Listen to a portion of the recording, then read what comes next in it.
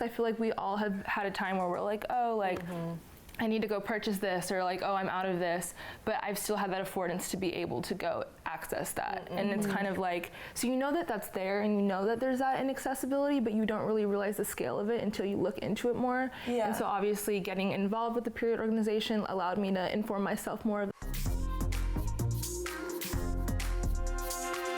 Welcome back to Get It Girl, and on the couch today we have Kayla Adams, a USC student and lead organizer of the Los Angeles National Period Day Rally. Welcome, Kayla. Thank you for having me. Thank you for coming. Yes. So tell us about the Period Day. What made you start this whole process? Yeah, so the Period organization obviously has already existed and has been working really hard in a lot of different sectors, and the main goal is to address period poverty, that being basically the lack of access to menstrual products, particularly affecting women in disenfranchised, marginalized communities.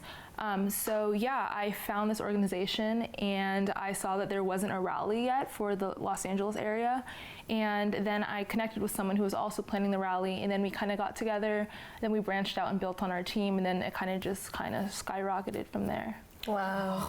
What, when you heard about just these period products that we have access to every day not being accessible to everyone, like what was your initial reaction to that?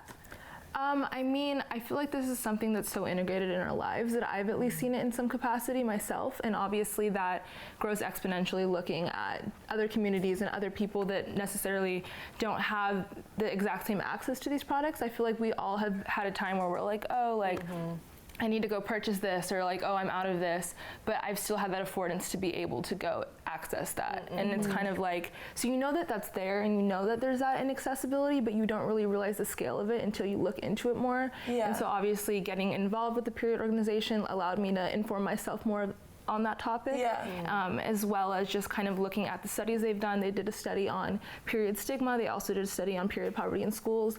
And so that definitely was something that was shocking, and something that you never really are able to fully process, just because maybe you can't put yourself in someone's shoes entirely, but you can definitely be able to try to understand where they're coming from and be able to address that as best as you can. I just have to think, like, was this part of school at all, or you just found the organization on your own because you were so passionate about it?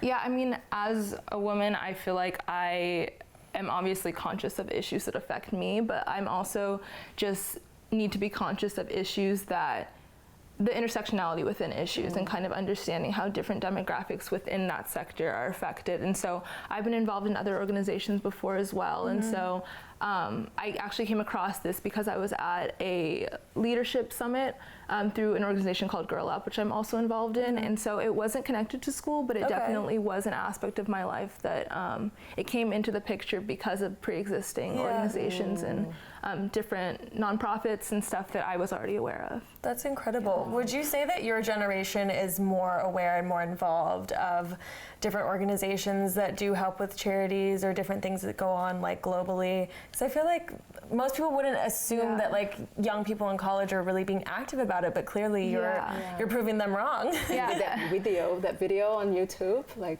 the See Red video. I definitely want to talk about that. But would you say that your generation is more woke, I guess? I mean, I definitely think that there is a heightened level of awareness. And maybe that is like a generational thing, but also on top of that, I think that technology and all of this stuff, like we're known as like the like E generation and stuff like that. So I think that that has also increased our accessibility to being able to find these organizations and better connect with each other. So I think that, like, there's definitely aspects that have eased, not necessarily eased that, but made that more gave us way to be able to do that. Yeah, because you see it more, and it's like when it's in front of you, like on social media, it's like, how can you ignore it? You know? And people acknowledge it more, and girls, I feel like they have a voice. They feel somebody's talking for them, especially girls and women in general that don't have the money to pay all this. What you need, something that you really need. Definitely. And then you brought up the YouTube video, See Red, which was incredible. and it kind of blew up online. So tell us about that video. Yeah, I mean, the main organization kind of went through and produced that, and that was like their statement, like, let's put this out there, like we need people to see this and understand this, because I feel like as much as some of us are aware of this, I think that it's definitely not something people think about on a daily basis, especially if it doesn't affect them. Yeah. And so just being able to have a way of just being like, here's this issue, we're putting this on the forefront, like everybody pay attention to this, was very beneficial. And I think that like it was amazing, and like I loved watching the final product as well. And I'm really glad that it got the receptiveness that it did as well. Yeah, it was really moving. And you know, what's moving is seeing you do so much work, like from the ground up.